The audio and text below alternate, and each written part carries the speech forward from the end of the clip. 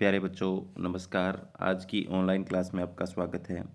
प्यारे बच्चों, आज हम कक्षा 6 विषय विज्ञान अध्याय 6 हमारे चारों ओर के परिवर्तन को पढ़ने वाले हैं। तो जो बच्चे चैनल पर नए हैं या जिन बच्चों ने अभी तक चैनल को सब्सक्राइब नहीं किया, सब्सक्राइब कर लें, लाइक कर दें और शेयर कर दें।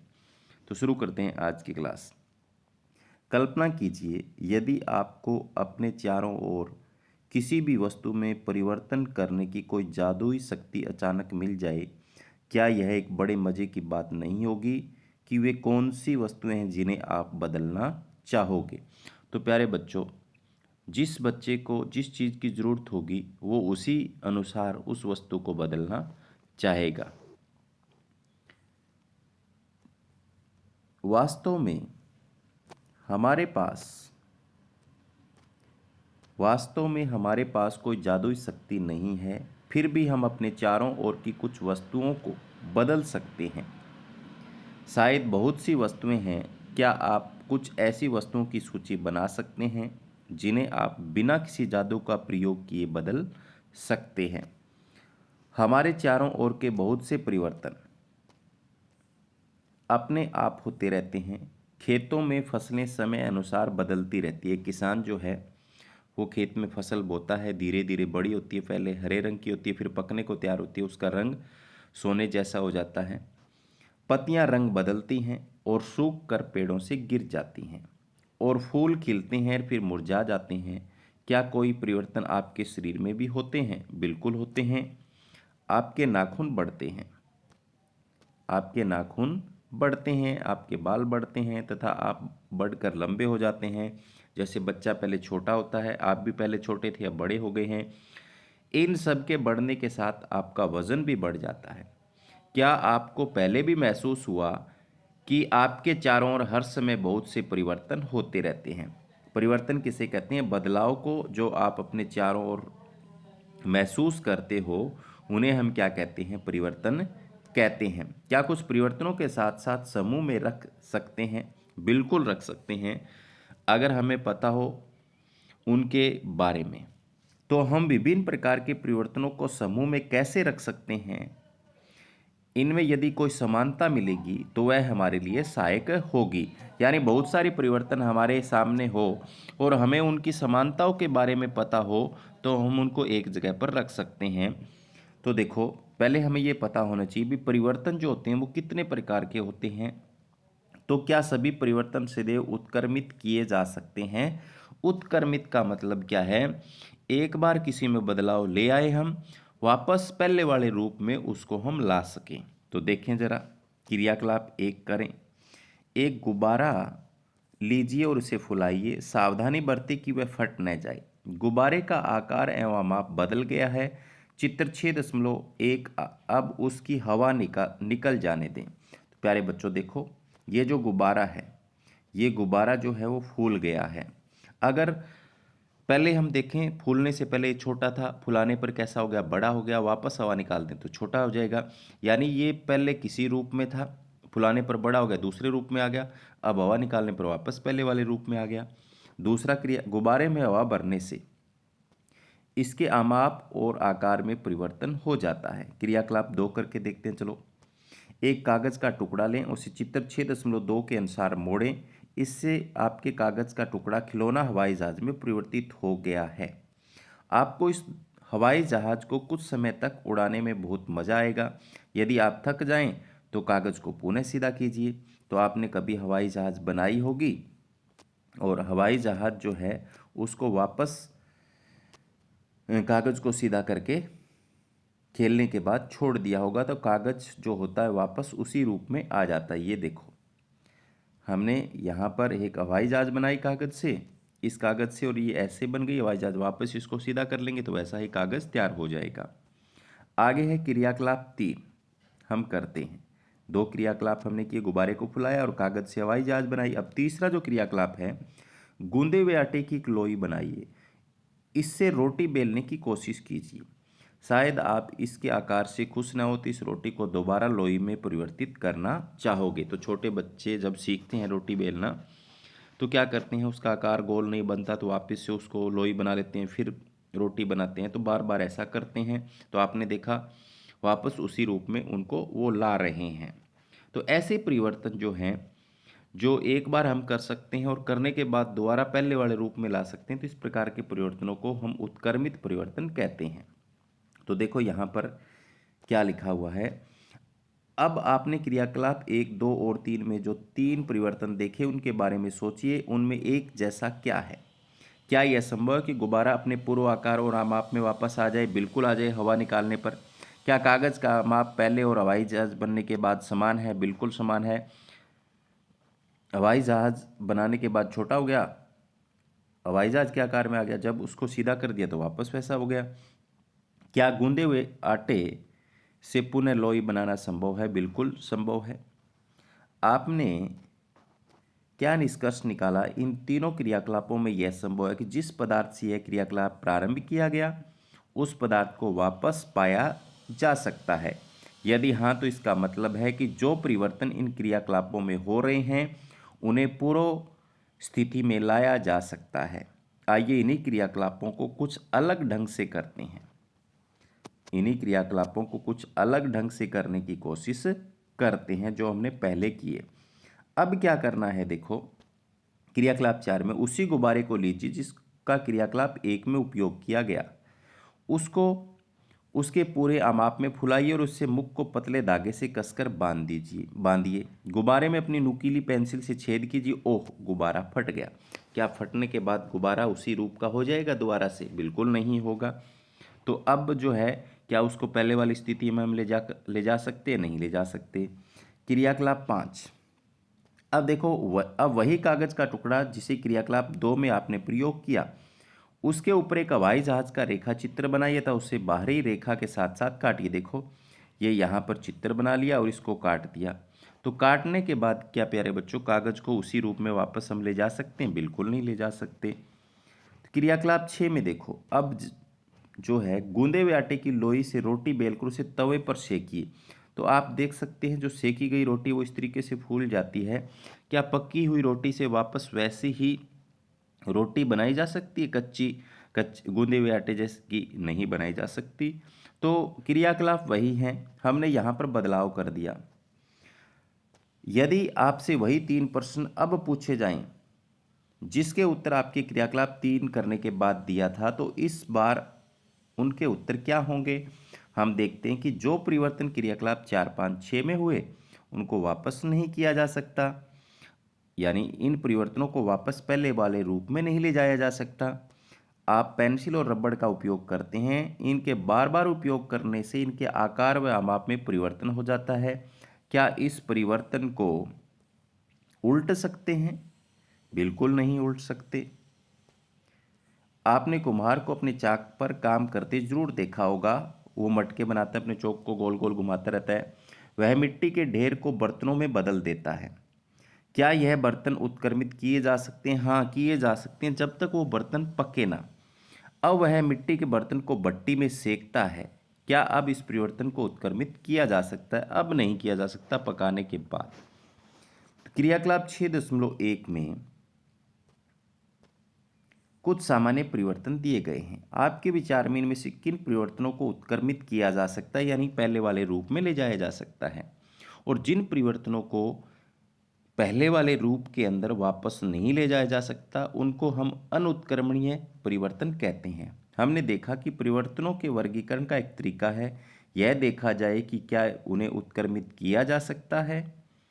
तो देखेंगे कुछ सामान्य परिवर्तन यहाँ पर दिए हुए हैं। जैसे कच्चे अंडे से उबला हुआ अंडा बना दिया, तो क्या हम कच्चे अंडे से उबला हुआ अंडा बन गया तो उबले अंडे से वापस कच्चा अंडा बना सकते हैं? बिल्कुल नहीं बना सकते। इसमें क्या आएगा? नहीं आएगा। गाढ़े घोल से इडली, इडली जब बना दी तो वापस गाढ़ा घोल नहीं बनाया जा सकता, तो नहीं आएगा। गीले कपड़े से सूखा कपड़ा, तो इसमें क्या आएगा? हाँ आएगा। क्या आएगा? हाँ। ऊन कपड़े को हम सुखा सकते हैं, सुखाने के बाद वापस गीला कर सकते हैं। ऊन के धागे से बुना हुआ स्वेटर, स्वेटर बुनने के बाद अगर आपको स्वेटर पसंद नहीं आए तो वापस उसको उधेड़ सकते हो, तो वो भी उसी रूप में ले जा सकती है। हाँ। अनाज से बनाया गया आटा, आटा बनने के बाद क्या गेहूं से जब ने आटा बना दिया गेहूं के बीजों से, क्या वापस बीज बनाए जा सकते हैं? तो नहीं। ठंडे दूध से गर्म दूध, हाँ, इसमें क्या आएगा, हाँ आएगा। ठंडे दूध से गर्म दूध कर सकते हैं और गर्म से ठंडा कर सकते हैं। सीधी डोरी से कुंडली डोरी, तो इसमें भी हाँ आएगा, पहले वाले रूप में ले जा सकते हैं। कली से फूल, इसमें नहीं आएगा। फूल जब बन गया कली से तो फूल से वापस कली नहीं बन सकती। दूध से पनीर, तो ये भी उत्क्रमित नहीं हो सकता, पनीर से वापस दूध नहीं बन सकता। गाय के गोबर से बायोगैस, तो ये भी उत्क्रमित नहीं हो सकता, गैस बन गई। तो खींचे गए रबड़ बैंड से सामान्य साइज का रबड़ बैंड, तो इसको हम उत्क्रमित कर सकते हैं, वापस उसी रूप में ले जा सकते हैं। जमी हुई आइसक्रीम से पिघली हुई आइसक्रीम, तो इसको भी हम उत्क्रमित कर सकते हैं, पहले वाले रूप के अंदर ले जा सकते हैं। आइसक्रीम जम गई, उसको पिघला सकते हैं और पिघलने के बाद उसको हम जमा भी सकते हैं।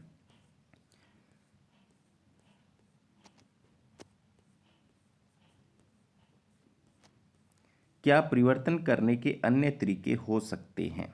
क्या परिवर्तन करने के अन्य तरीके हो सकते हैं? हम सभी ने मिट्टी को खोदने वाले औजार देखे होंगे। क्या आपने इन औजारों में देखा कि लोहे के फलक को कैसे एक लकड़ी के हत्थे में जड़ दिया जाता है? तो ये आप चित्र में देखो, ये औजार हैं। यहाँ पे आप देखो, ये लकड़ी का जो हत्था है, इनके अंदर फिट किया जाता है। एक गोल वलय होती है, इसके अंदर फिट किया जाता है। तो कैसे फिट किया जाता है? इन औजारों में लोहे के फलक में एक वलय होता है जिसमें लकड़ी के हत्थे को फंसा दिया जाता है। साधारणतः इस वलय का आमाप लकड़ी के हत्थे के घेरे से छोटा होता है। फिर कैसे फंसाएं? हत्थे को वलय में फंसाने के लिए वलय को गर्म करते हैं। तो जो वलय आप देख रहे हैं, ये ऊपर वाला वलय, इसको पहले क्या करना पड़ता है, हमें गर्म करना पड़ता है, फिर इस हत्थे को इसके अंदर डालते हैं। तो गर्म करने पर ऐसा क्या हो जाता है, तो इसलिए वलय को गर्म करते हैं जिससे उसका आकार बड़ा हो जाता है, फैल जाता है। तो इसका मतलब क्या है, प्रसार हो जाता है उसमें।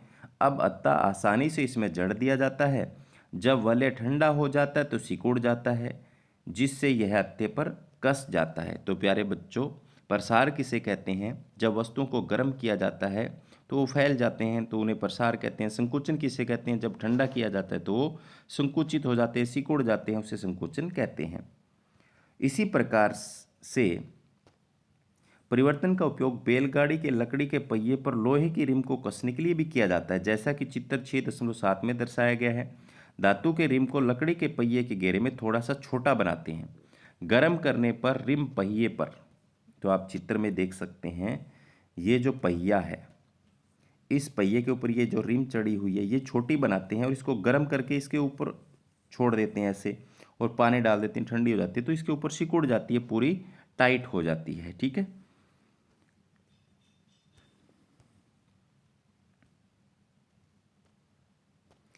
चढ़ जाता है पहिए के किनारे पर, ऊपर ठंडा पानी डालते हैं जिससे रिम ठंडा हो जाता है तथा पहिए के ऊपर कस जाता है। जब हम जल को बर्तन में गर्म करते हैं जब हम जल को बर्तन में गर्म करते हैं तो कुछ समय के बाद यह उबलना शुरू हो जाता है। अगर हम इसे लगातार गर्म करते रहें तो जल की मात्रा बर्तन में घटनी शुरू हो जाती है। तो प्यारे बच्चों, वो पानी जो होता है, जल जो होता है, वाष्प में बदलना शुरू हो जाता है, उड़ना शुरू कर देता है। जल वाष्प में परिवर्तित हो रहा है। तो जल के वाष्प में परिवर्तित होने को वाष्पन कहते हैं। हम क्या कहते हैं? वाष्पन। अध्याय 5 के क्रियाकलाप 7 में आपने देखा कि जल वाष्प ठंडा करने पर द्रव जल में परिवर्तित हो जाता है। अगर हम बर्तन के अंदर पानी डालकर गर्म करें, उसके ऊपर एक प्लेट रखें और प्लेट पर कुछ बर्फ़ रख दें, और जो वाष्प है जो भाप है उससे टकराएगी तो वो पानी की बूंदों में बदल जाती है। हम सभी ने बर्फ़ को पिघलते हुए देखा है। गर्म करने पर बर्फ़ पिघलती है, किस में बदल जाती है? क्या इस जल को वापस बर्फ़ में बदल सकते हैं? बिल्कुल बदल सकते हैं, ठंडा करके। आइए कुछ और परिवर्तनों को देखें। बूझों ने प्राय देखा कि सड़क बनाने वाले सड़क की मरम्मत करने के लिए काले रंग के पदार्थ टार को गर्म करते हैं। तो आपने देखा होगा, वो द्रव अवस्था में आ जाता है। बूझो जानना चाहेगा कि काले पदार्थ को गर्म करके पुनः करने पर हुआ परिवर्तन क्या उत्क्रमित किया जा सकता है? बिल्कुल। आगे देखते हैं।